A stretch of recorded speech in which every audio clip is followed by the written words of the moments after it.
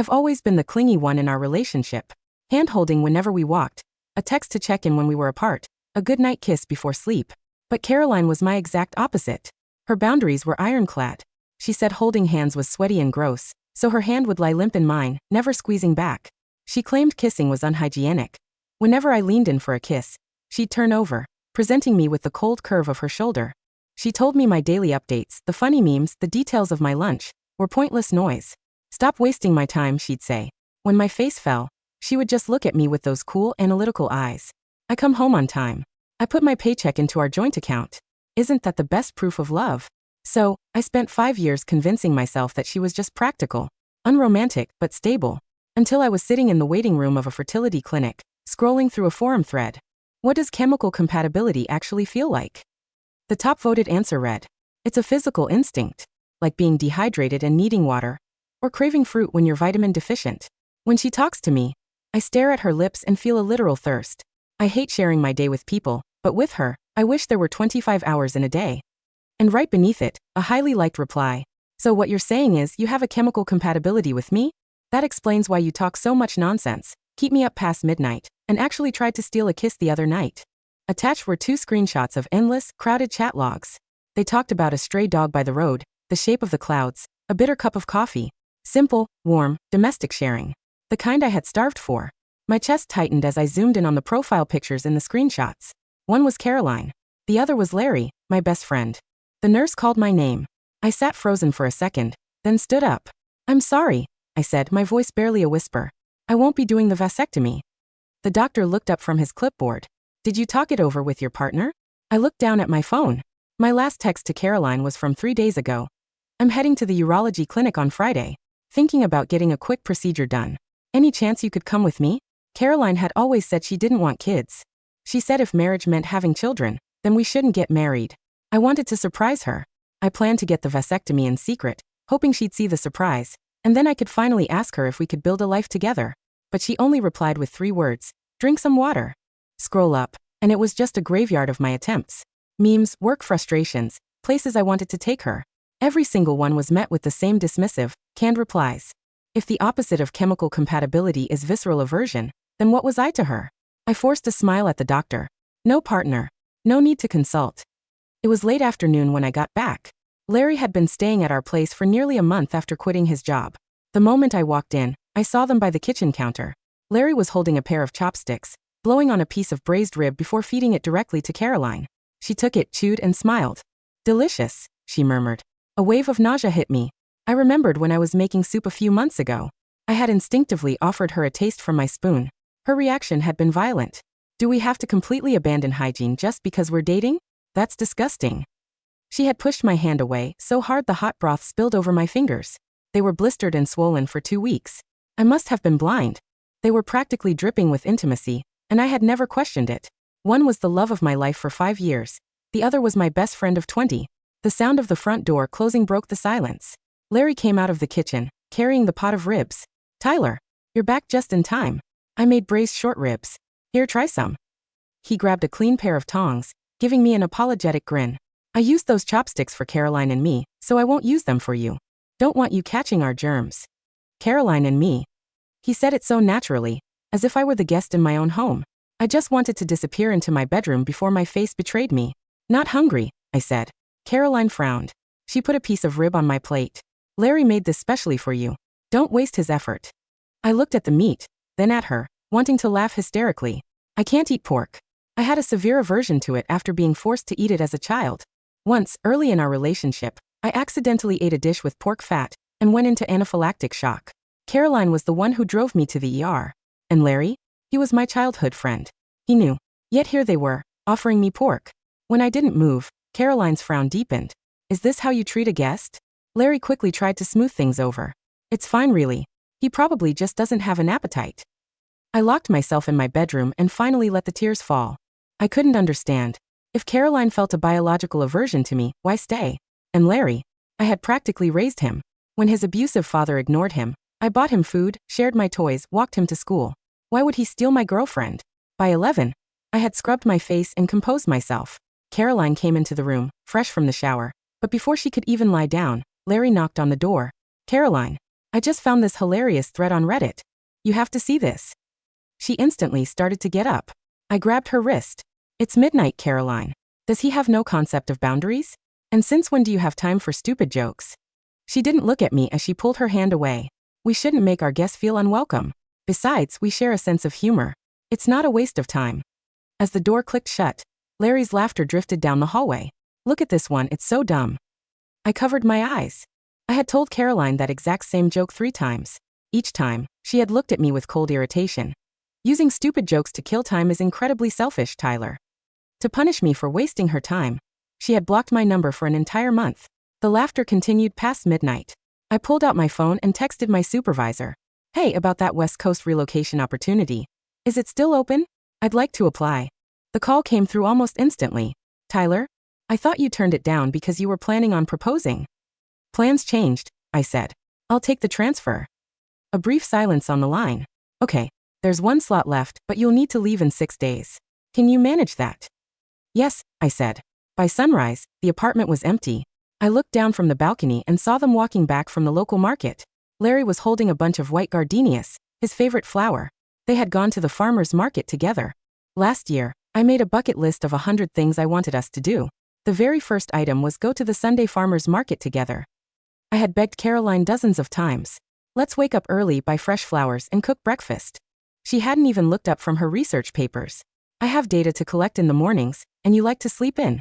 Why disrupt our schedules just to torture each other? She was a woman of rigid principles. But for Larry, she could wake up at 6 and buy fresh gardenias every day. Below, Larry said something that made her laugh. Then, playfully, he grabbed her hand and bit down gently on the soft flesh between her thumb and index finger. Caroline's eyes crinkled into a smile. She let him. When he let go, he pressed a soft kiss to the spot he had just bitten. A violent wave of nausea hit me, and I gagged over the balcony railing. 5 years. Caroline had never kissed me like that. Once, I tried to steal a kiss before sleeping, and she spent 10 minutes in the bathroom scrubbing her face with antibacterial soap. When she came back, she demanded we sleep in separate rooms. Saliva is full of bacteria, Tyler. Your juvenile romance is exhausting. If you're going to keep acting like a child, we should live apart. Clenching my fists, I whipped out my phone and texted her. So you're into juvenile romance now? The screen lit up instantly. I'm busy. Don't text me this meaningless garbage. I looked back down. Caroline was laughing at something Larry said. Her phone was in her purse. So who had replied? I walked into her home office. Her laptop was open, logged into her messages. Larry's chat was pinned to the top. Mine. Muted. I sent another text to test a theory. My hormone results came back today. The doctor wants to talk in person. Almost instantly the phone buzzed. Drink some water. My blood ran cold. I searched her computer and found a simple custom auto-reply script she had set up for my contact. If the text contained words like look, funny, or laugh, reply. I'm busy. Don't text me this meaningless garbage. If the text contained emotional words, reply. Don't overthink it or get some sleep. If it mentioned being sick or hurt, reply. Drink some water. I always knew she blew me off, but I never realized even her dismissiveness was automated. She couldn't even bother to write more than 3 variations of a script. The front door opened. Larry walked straight into the bathroom.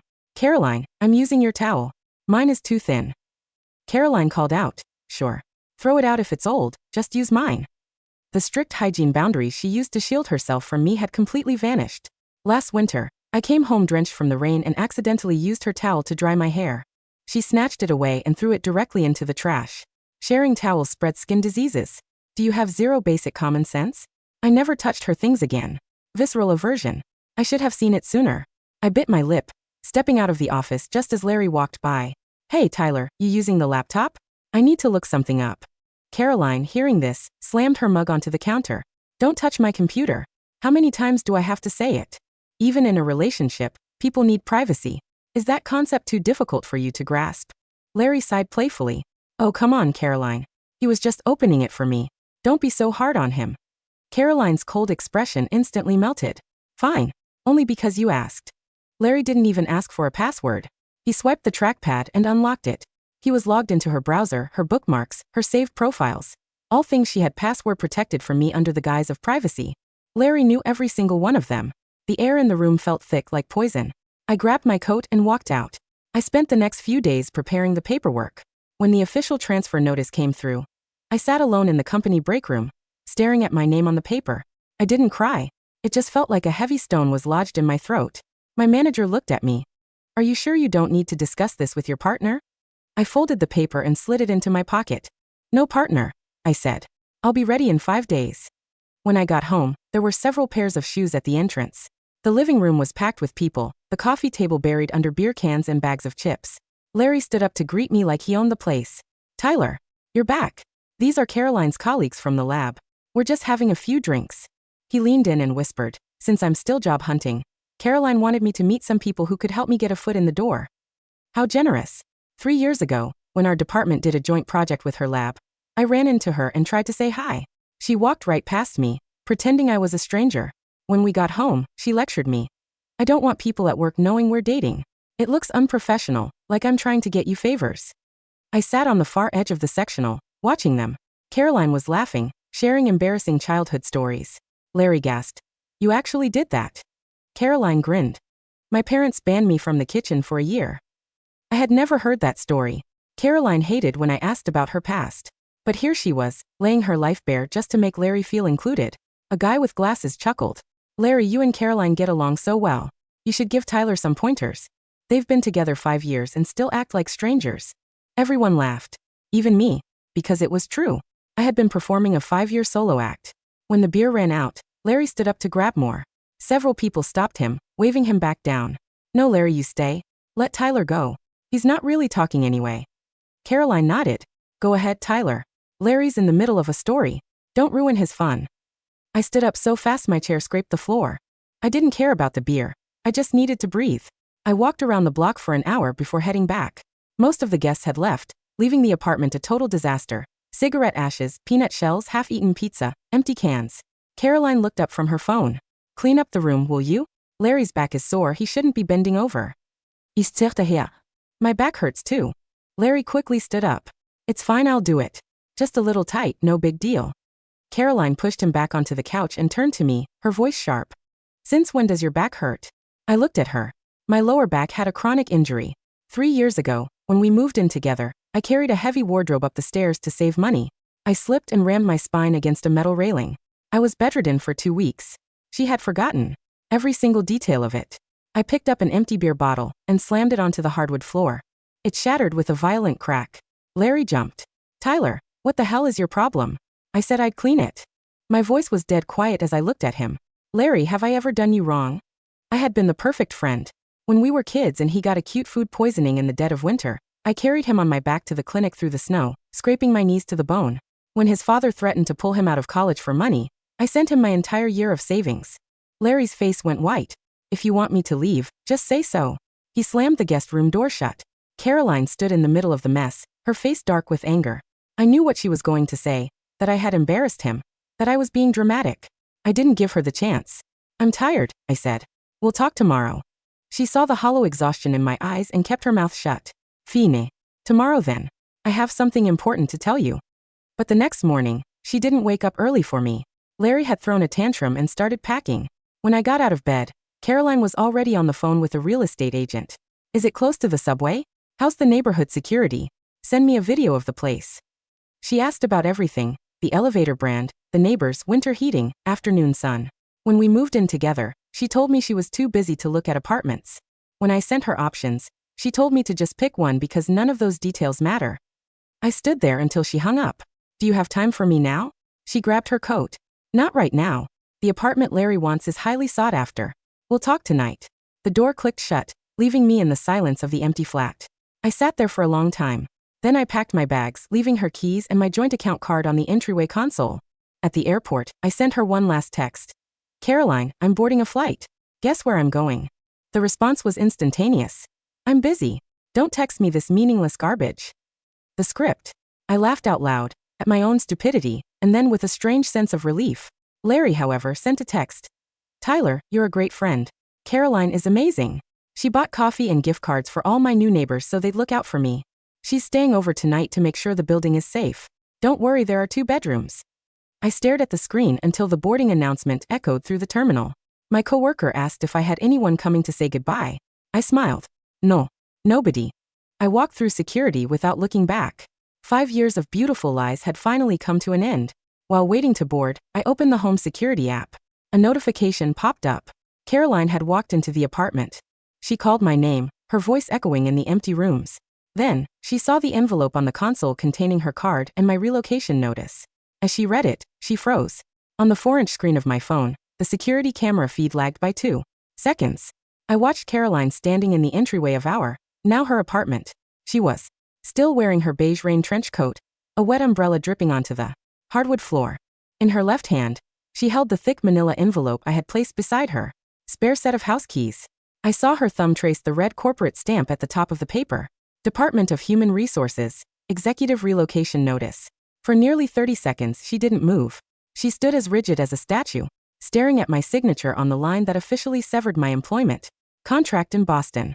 Then her posture shifted. Her shoulders squared, and she let out a short, sharp breath that made her collar rise. She tossed the document back onto the console table, picked up her phone, and tapped the screen with practiced, impatient flickers of her thumb. I knew what she was doing. She was texting me. A second later, a notification popped up on the top bar of my phone. System auto reply sent to Caroline. I'm busy. Don't text me this meaningless garbage. I looked at the notification, then back at the live camera feed. Caroline's face darkened as she read the automated response generated by the Python script she herself had installed on her laptop. She tapped her screen. Again, harder this time. System auto reply sent to Caroline. I'm busy. Don't text me this meaningless garbage. Through the wide-angle lens of the security camera, I saw her freeze. The realization finally clicked in her analytical brain. She realized that the dismissive, robotic cruelty she had designed to keep me at arm's length had just slammed the door in her own face. She raised her phone to her ear, dialing my actual number. I didn't answer. I reached down, tapped the settings icon on the home security app, and selected delete device. The video feed went black. Flight 412 to Seattle-Tacoma, now boarding at Gate B18. The airport chime echoed through the terminal. I pulled my carry-on bag closer, stood up on a lower back that didn't ache quite as badly as it had yesterday, and walked down the jet bridge into the cool, pressurized cabin. Seattle greeted me with a soft, gray drizzle that smelled of pine needles and damp asphalt. The company had arranged a modest, sunlit one-bedroom apartment for me in the Queen and District, 5 minutes from the regional office. It wasn't large, but it had floor-to-ceiling windows that looked out over the misty waters of Puget Sound. There was no velvet sectional sofa here, no shared towels, no custom auto-reply, scripts running on open laptops. On my second night, I went to a local home goods store and bought a pair of dark navy bath sheets, a simple wooden coffee table, and a small drip coffee maker. When I brought the towels home, I unwrapped them, washed them, and hung one over the towel rack in the bathroom. I stood there in the quiet room, looking at the navy fabric. I didn't have to ask anyone if I could use it. I didn't have to worry if my skin carried bacteria that would ruin someone else's pristine white cotton. It was just a towel, and it was mine. My supervisor at the new branch, an older woman named Dr. Eris, gave me 3 days to settle in before assigning me my first project. You look tired, Tyler, she had remarked on my first morning, setting a mug of fresh black tea on my desk. Your file said you worked 70-hour weeks in Boston while running their data analysis pipeline. We don't do that here. Here, when the clock strikes 5, you go home and live your life. Live my life, I repeated, the phrase feeling strange on my tongue. Dr. Eris chuckled softly. Yes. You know, hobbies? Friends. Sleeping past 7 on a Saturday. That Saturday, I woke up at 8. I didn't force myself to stay up until midnight to watch Reddit threads with someone who wished I wasn't there. I didn't wake up at dawn to sneak out and buy pastries for a house full of people who laughed at my back injuries. I made a cup of coffee, sat by the open window, and watched the ferries glide across the gray water below. For the first time in 5 years, my chest didn't feel like it was being squeezed by an iron band. While I was learning the layout of the Seattle grocery stores, Caroline was sitting in her office at the Boston Research Institute. I know what happened because 2 weeks after I left, my old team leader in Boston, Mark, sent me a message over LinkedIn. Mark, hey Tyler, hope Seattle is treating you well. Random question, did you leave some personal files on the shared lab drive? Caroline's been going through the local server logs for the past 3 days like a woman possessed. She looks like she hasn't slept in a week. I didn't reply to Mark, but I knew what she had found. Back in Boston, Caroline had opened her laptop to clear out my profile from her local network. While running a system diagnostic, she had accessed the historical execution logs for her custom auto-reply script. The script kept a precise, time-stamped record of every incoming packet it processed. She sat at her mahogany desk, scrolling through 5 years of my life, captured in raw text logs. November 14th, 2021, 12:42 and 1 second, incoming. Look at the stray dog near the office. It has one white paw, so cute. 2021-11-14 mezzogiorno 42 minuti e 2 secondi outgoing, auto, I'm busy. Don't text me this meaningless garbage. April 3rd, 2022, 19:15 and 22 seconds, incoming. My back is killing me tonight. Think I pulled something carrying the wardrobe. Do we have any ice packs? April 3rd, 2022, 19:15 and 23 seconds, outgoing, auto, don't overthink it. Get some sleep. August 19th, 2023, 8:30 and 11 seconds, incoming. Hey, the farmer's market has those fresh white gardenias you like. Want me to buy a bouquet for the kitchen? August 19th, 2023, 8:30 and 12 seconds, outgoing, auto, I'm busy. Don't text me this meaningless garbage. October 11th, 2024, 14:02 and 45 seconds, incoming. I'm heading to the urology clinic on Friday. Thinking about getting a quick procedure done. Any chance you could come with me? October 11th, 2024, 14:02 and 46 seconds, outgoing, auto, drink some water. And then the final entry, timestamped 3 days before she opened the log. October 14th, 2024, 11:12 incoming. Caroline, I'm boarding a flight. Guess where I'm going? 2024-10-14-11 minuti e 1 secondo outgoing, auto, I'm busy. Don't text me this meaningless garbage. She stared at that last line for a long time. Her colleague, a senior researcher named Sarah, walked past her desk, holding a cup of coffee. Caroline, are you okay? You look ghostly. Caroline didn't look up. Her fingers trembled over the trackpad. Sarah, Caroline's voice sounded dry, like rust scraping against iron. If a person sent a text about a medical appointment, and the other person replied, drink some water, what would you think? Sarah paused, frowning in confusion. I'd think that person was a sociopath. Or that they completely hated the person texting them. Why? Caroline slowly closed the laptop lid. Her face was completely bloodless. Larry did not move out of the Boston apartment. With Tyler gone, Larry assumed he had officially inherited the kingdom. He moved his clothes into the master closet, set up his gaming rig on the dining table, and started inviting his friends over every Tuesday night. For the first week, Caroline tolerated it. In her mind, Larry was her chemically compatible soulmate, the man who shared her dark humor, the man who brought her gardenias, the man who didn't overwhelm her with juvenile romance. But chemical compatibility, as it turned out, is cheap when someone else is paying for the lab. On a Thursday evening, 3 weeks after my departure, Caroline came home from a grueling 12-hour shift at the Institute. She walked into the living room. The air smelled of stale grease, cold garlic, and unwashed gym clothes. Larry was lounging on the sofa in his underwear, his bare feet propped up on the glass coffee table, playing video games.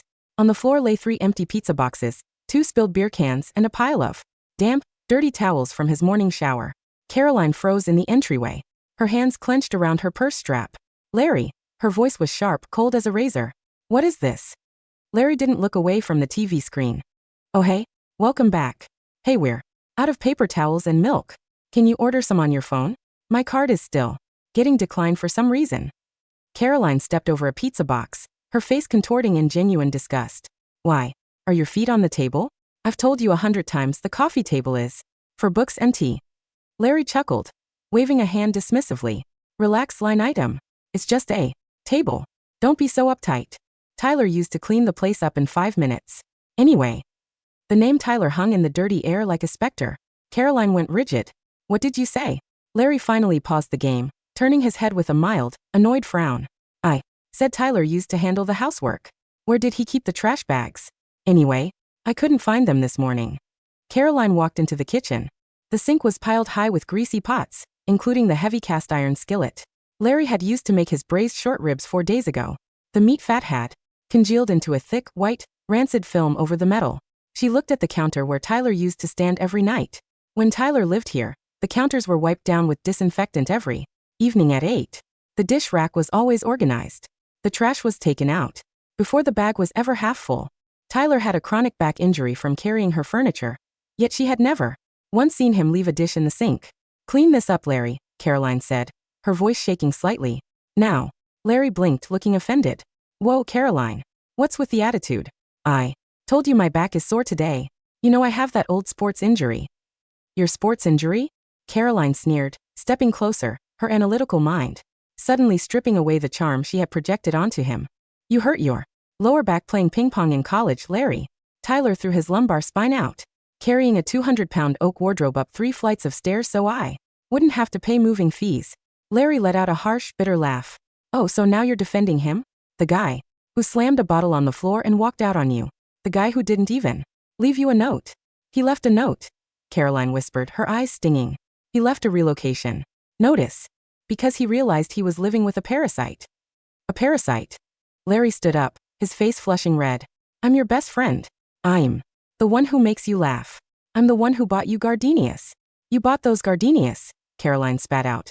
Tears of pure rage finally spilling over her lashes. With $20 you took from Tyler's wallet on the hallway console. I saw the transaction note on his joint statement. Larry's jaw dropped. He opened his mouth to lie, to manipulate, to play the victim as he had done his entire life, but the look in Caroline's eyes was no longer cool or analytical. It was the look she used when she examined a contaminated petri dish. Get out, she said softly. Caroline, come on. Pack your trash and get out of my house, Larry, she said, her voice dropping into an octave of absolute, terrifying finality. If you are not gone in 20 minutes, I am calling security to have you removed for trespassing. After Larry left, screaming insults down the hallway about how she was an unfeeling, robotic bitch who would die alone, the apartment went dead, suffocatingly silent. Caroline didn't turn on the lights. She sat in the dark living room, surrounded by the faint smell of cold pizza and stale beer. The silence was different now. When Tyler was here, the silence was warm, filled with the soft rustle of his book pages, the quiet hum of him humming in the kitchen, or the soft sound of his footfalls as he walked carefully so as not to wake her. Now the silence was vast, empty, and cold. She stood up, walked into the home office, and began opening the desk drawers. She wanted to find his old notebooks, anything that contained his handwriting, anything that could give her a clue as to where he had gone. In the very bottom drawer, beneath a stack of old printer paper, she found a thin leather-bound journal. She opened it.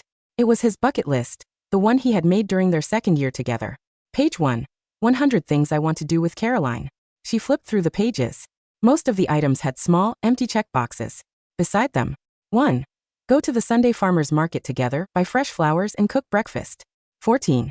Take a road trip along the coast and stay in a cabin with a fireplace. 28. Teach her how to bake my grandmother's bread recipe. 45. Go to an outdoor summer cinema and share a blanket. 82. Surprise her with a ring when she finally feels safe enough to trust me. Not a single box was checked. Not one. At the very bottom of page 50, written in fresh, dark blue ink, dated 3 days before he left, was a final, handwritten entry. 10-101. Stop asking her to love me. The journal slipped from her fingers, hitting the floorboards with a soft thud. Caroline sank to her knees beside the desk, burying her face in her hands, her shoulders shaking violently as a sound broke from her throat, a raw, ragged, suffocating sob that echoed through the dark, empty flat. 6 months later, spring arrived in Seattle with a sudden, brilliant explosion of pink cherry blossoms along the waterfront. I sat at an outdoor table outside a small cafe near my office, holding a sketchbook and a warm latte. My lower back had completely healed after 4 months of physical therapy and regular swimming. My skin had a healthy, sun-kissed tone from weekend hikes in the Cascades. Tyler. A cheerful voice called out from the sidewalk. Maya, a senior designer from our creative department, walked over holding 2 bags of fresh sourdough bread from the local bakery. She had dark, curly hair, bright eyes, and an easy, infectious laugh that made everyone around her feel instantly at ease. Did you get the sourdough? I asked, smiling as I moved my sketchbook to make room for her. Got the last loaf, she beamed, sitting down across from me. She reached over, casually taking a piece of my buttered toast, popping it into her mouth. Delicious. She didn't ask if the toast had bacteria. She didn't ask if we were sharing germs. She just ate, laughed, and pointed toward a funny-looking dog walking past on a leash. Look at that corgi, Tyler. Its legs are so short. I looked at the dog, then looked at Maya's bright, crinkling eyes. It looks like a loaf of bread, I laughed. It does, she giggled, leaning back in her chair, letting the warm afternoon sun wash over her face. My phone chimed on the table. It was an email notification from my former bank in Boston. Notice, joint account number 4092 has been officially liquidated and closed by co-signer Caroline Vance. Remaining balance transferred to your designated individual account. Attached to the automated bank email was a short, formal memorandum from a law firm in Boston. Mr. Jones, our client, Miss Caroline Vance, has requested that we forward the enclosed communication regarding the finalization of all shared property matters. She has waived all rights to the initial deposit funds, and has requested no further financial adjustments.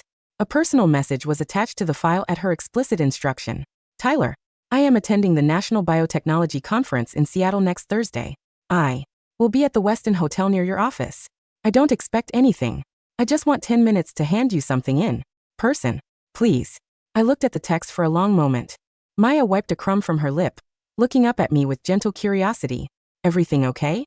Yeah, I said softly, locking the phone screen and setting it face down on the table. Just an old invoice getting cleared. Cool, Maya smiled, reaching out and tapping my wrist lightly. Ready to head back. Dr. Aris wants our regional presentation ready by 2. Ready, I said.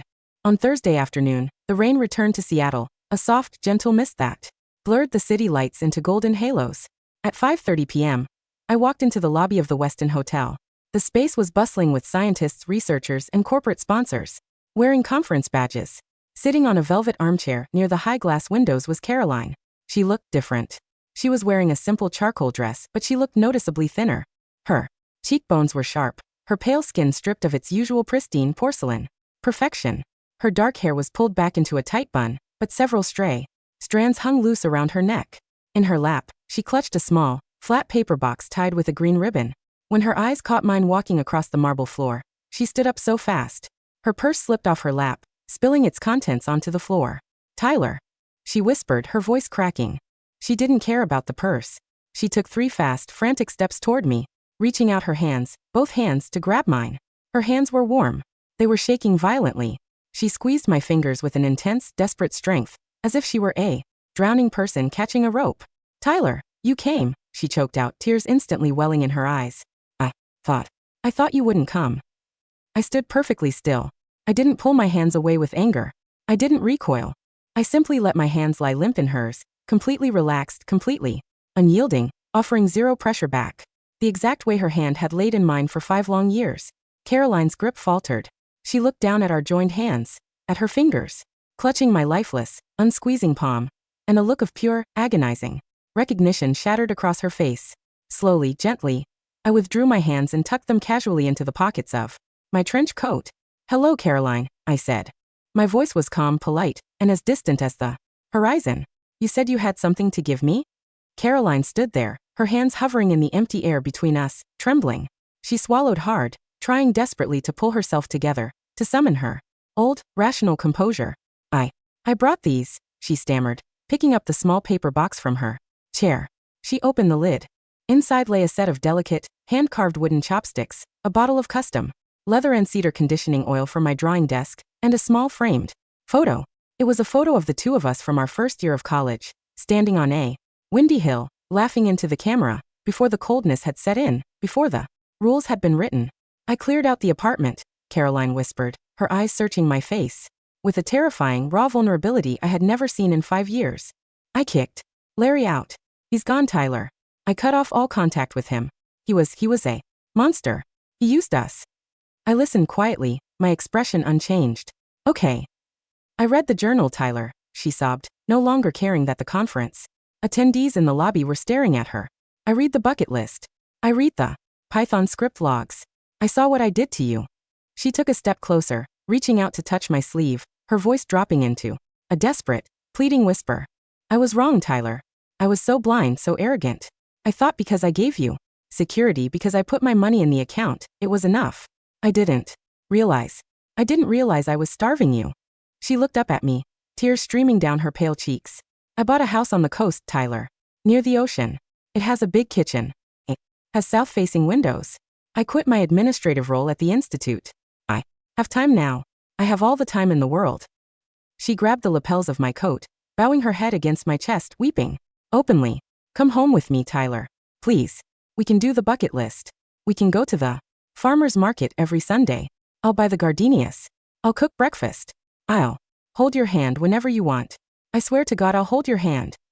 The lobby of the Westin Hotel was quiet except for the hum of the elevators and the soft sound of her weeping against my coat. I looked down at the top of her head. I remembered the cold nights in Boston when I would lie awake beside her, staring at her turned shoulder, praying for a single crumb of warmth, wondering what was wrong with me, wondering why I wasn't worthy of being touched. I remembered standing on the balcony at sunrise, watching her let another man bite her hand and press his lips to her skin. I reached down, placed my hands on her shoulders, and gently, firmly pushed her back until she was standing 2 feet away from me. Caroline, I said softly. She wiped her eyes frantically, looking up at me with wild, desperate hope. Yes, Tyler, yes. Do you remember the night I asked you why you wouldn't hold my hand? I asked, my voice smooth and clear. Caroline flinched, her lips trembling. I told you it was sweaty. I was stupid, Tyler, I was. No, y interrupta gently. You weren't stupid. You were honest. I looked into her dark, bloodshot eyes with an absolute, impenetrable clarity. You didn't hate holding hands, Caroline, I said. You just hated holding my hand. You didn't hate kissing. You just hated kissing me. You didn't hate sharing your day. You just hated sharing it with me. No, that's not true, she cried out, shaking her head violently. I love you. I realized I love you. You don't love me, Caroline. I smiled, a small, sad, quiet smile that held no bitterness at all. You just miss the boy who stood outside your fortress, begging to be let in. You miss being worshipped. You miss having a safety net. Who cleaned your kitchen and paid your quiet debts while you played house with your friends. I looked at the wooden box sitting on the chair behind her. You asked me once what chemical compatibility felt like. I murmured. I found it, Caroline. It doesn't feel like begging. It doesn't feel like waiting for an auto-reply script to give you 3 words of canned kindness. It feels like standing in the sun, breathing clean air, and knowing that you are enough. Caroline froze. The breath caught in her throat, choking her. Tyler, she whispered, her voice barely a thread of sound. Please don't do this to me. I'm not doing anything to you, Caroline, I said, stepping back into the cool afternoon light near the hotel exit. I'm just letting you have what you always wanted. I looked at her one last time. A life without juvenile romance. Perfect, sterile, and entirely quiet. I turned my back on her, pushed open the heavy glass doors of the hotel, and walked out into the rain. Tyler, please, her voice shrieked behind me, breaking against the thick glass doors, drowned out instantly by the roar of the Seattle traffic and the clean, cold wind off the sound. I didn't look back. I pulled my hood up, crossed the street toward the coffee shop where Maya was waiting with 2 warm cups of tea, and stepped forward into the sun. Epilogue. The silence of Boston. 2 years later. In a quiet, upscale neighborhood near the Charles River in Boston, a dark-haired woman sat alone on the back porch of a grand, sunlit house. The garden was beautiful. Blooming hydrangeas lined the stone path, and a wooden table sat near the fence, catching the late afternoon sun. On the table sat a single, porcelain cup of black tea and an open laptop. Caroline sat in her chair, wearing a thick knit sweater, her hands clasped tightly in her lap. Her phone chimed on the table.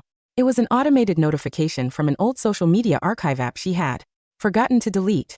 Memory alert. 3 years ago today. She opened the notification.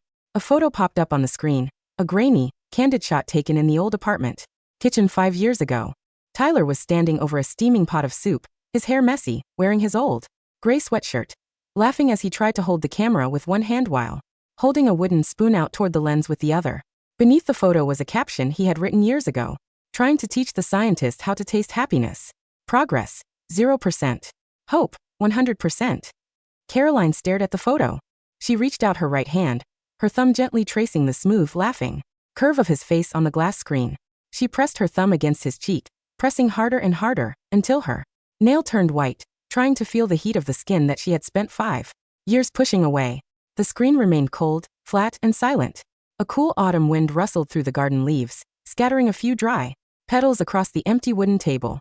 Caroline closed her eyes, set her phone face down on the table, and clasped her hands together in her lap, holding her own right hand with her left, squeezing tightly, over and over again, in the quiet, perfect silence of her empty home.